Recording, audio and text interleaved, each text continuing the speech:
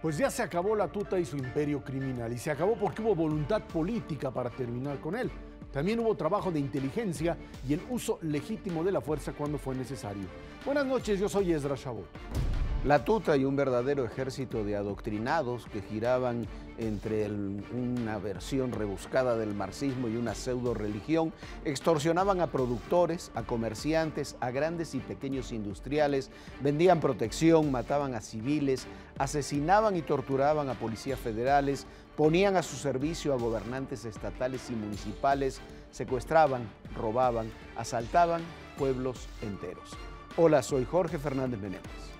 Su detención es un enorme mérito del gobierno de Peña Nieto, al que está de moda regatearle todo. Pero ahí están los hechos. Terminó la historia de la tuta como acabó la del Chapo. El Estado nos muestra su fuerza y capacidad para atrapar a un criminal que por años se burló de la justicia, de las autoridades y de la sociedad. ¿Qué tal? Soy Pablo Iriart y esto es México Confidencial.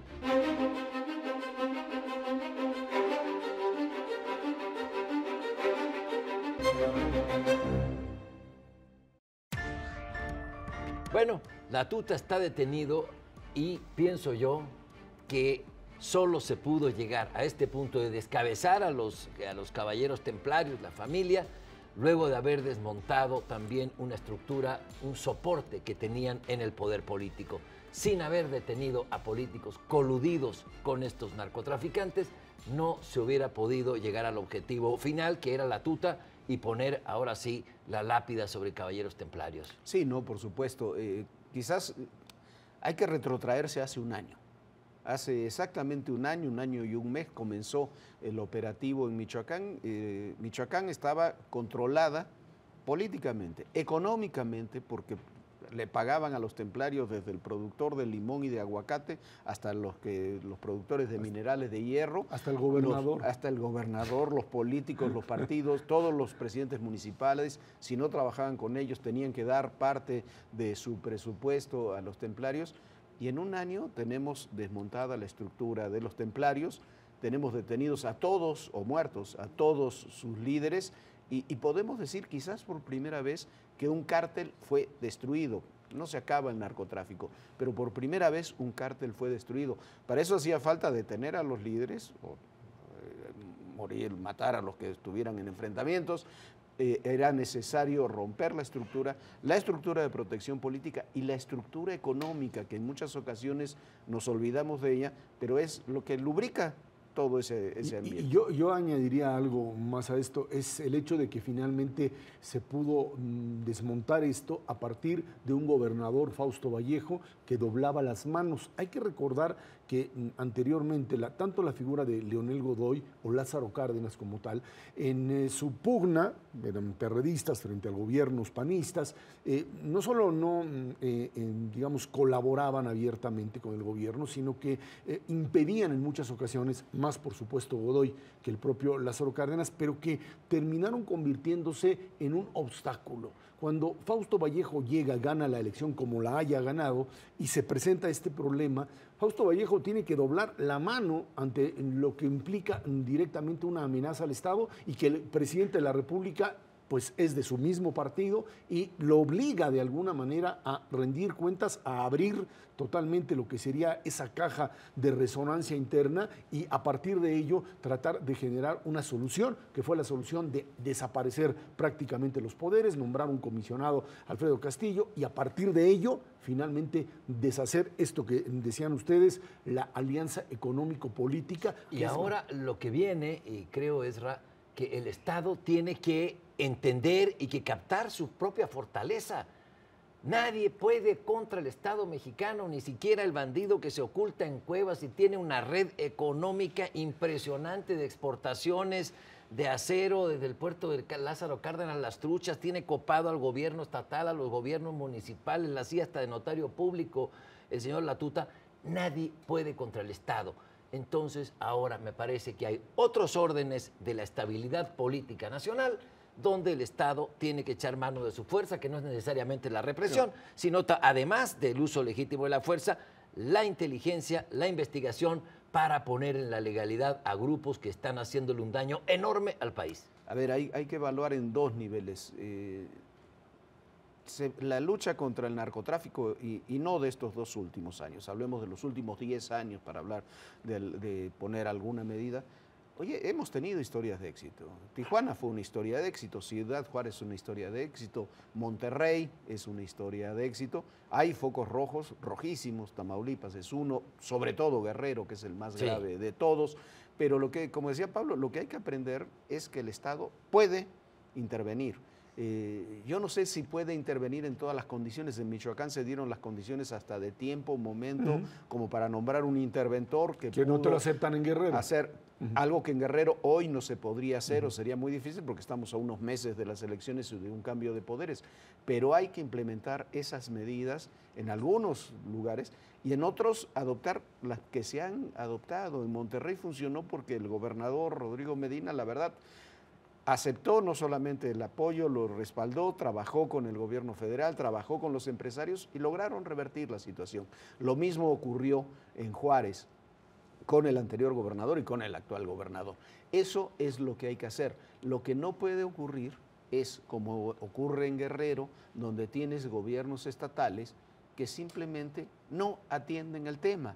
No atienden la CETEG, no atienden el narcotráfico, no atienden la guerrilla. Entonces, ¿a qué se debe? Perdón, pero no la atienden no porque les dé flojera o no quieran, sino porque muchos de ellos están apostando a esa opción política para mantenerse en el poder, sea CETEG o sea directamente el propio crimen organizado. En Michoacán, insisto, como iniciábamos, se tuvo éxito porque, entre otras ramas, se tocó también a la complicidad política de los criminales. Pero Jorge, tú que conoces bien el tema, este es el último de los grandes capos, de los carteles del narcotráfico. ¿Qué sigue ahora? Ahora ya están golpeados todos los carteles. No es lo mismo luchar contra un cártel que tiene capacidad para desafiar al Estado que contra una mirríada de pandillas criminales. Sí, todos los cárteles están golpeados, pero este es el único cártel que ha sido desarticulado. Destruido. O sea, destruido. El cártel de Sinaloa sigue existiendo, el cártel de Juárez sigue existiendo, los Zetas siguen existiendo con distintas estructuras, pero el tema fundamental en eso, ahí está el ejemplo de Colombia o de otros ejemplos nacionales, Juárez, por ejemplo, o Monterrey, es que evidentemente sí se rompen las estructuras, los que quedan se transforman, ya no son cárteles, se transforman en bandas delincuenciales que hacen otro tipo de actividades, pero ocurren dos cosas: o dejas que esas bandas crezcan y se transformen en cárteles, como ocurrió en Guerrero, con los Rojos, Guerreros Unidos, cuando cae el cártel de los Beltrán Leiva, o como ocurrió, por el contrario, en Monterrey, donde no permitiste, se dedicaron a la delincuencia común, pero no permitiste que se reagruparan como un cártel. Se regresaron a Tamaulipas, ¿no? Sí, está bien, se vayan a donde quieran, pero la diferencia es la actitud del Estado, del gobierno. ¿Por qué? Si tú tienes estructuras estatales que funcionan y dicen no lo vamos a tolerar, si ahora en Michoacán, que hay elecciones, el nuevo gobierno no permite que vuelvan a crecer estos grupos y mantiene la atención, van a solucionar muchos problemas. Y se ha ido generando ya un consenso de la estrategia, la tan vapuleada, criticada estrategia de Calderón, que es más o menos la misma que la de actual. En unos momentos se tuvo más eficacia, ahora se tiene más eficacia en otros ámbitos. Pero conversaba con Silvano Aureoles, candidato al gobierno de Michoacán, le decía, bueno, ¿vas a quitar al ejército como era el discurso histórico del PRD? No, más.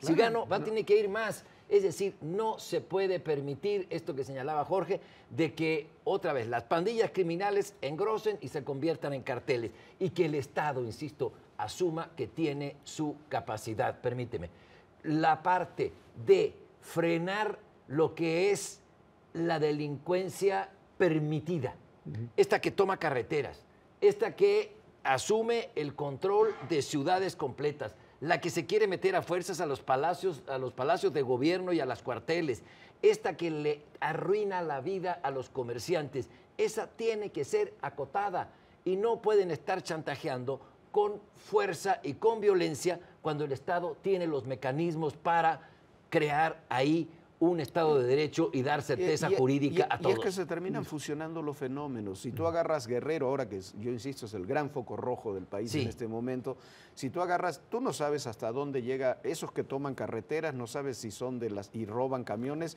si son de la CETEC, si son de la guerrilla, si son narcotraficantes, o si son las tres cosas al mismo tiempo. Bueno, pero el problema ahí, insisto, es ahí la responsabilidad es del gobernador. El Estado mexicano no puede seguir jugando a tener un ejército que vaya a rescatar gobernadores cuando ni cobran impuestos, ni hacen absolutamente nada más que gastarse el dinero de la federación, y después tienen que decirle, tiene que venir el ejército porque, señor, no lo puedo controlar. Eso en el mejor de los casos, a menos que ellos se conviertan en en parte de la Guerrero delincuencia, quitaste al gobernador, ¿y qué pasó? Están igual y ya salieron a bueno, defender pues sí, a los que querían tomar si no lo quitabas, si no quitabas a ese gobernador, todavía estarían operando claro, los rojos pero y pusiste todos, un gobernador que no servía para nada. Que no sirve. Exactamente. Ahora, pero también hay intervenciones.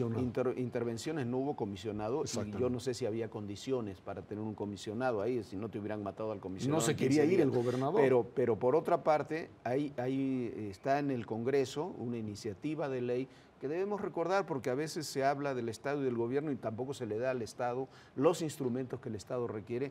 Hay una iniciativa de ley que le permite al gobierno federal intervenir en los municipios, comenzando por los municipios, donde se demuestre que hay presencia, control de los grupos criminales.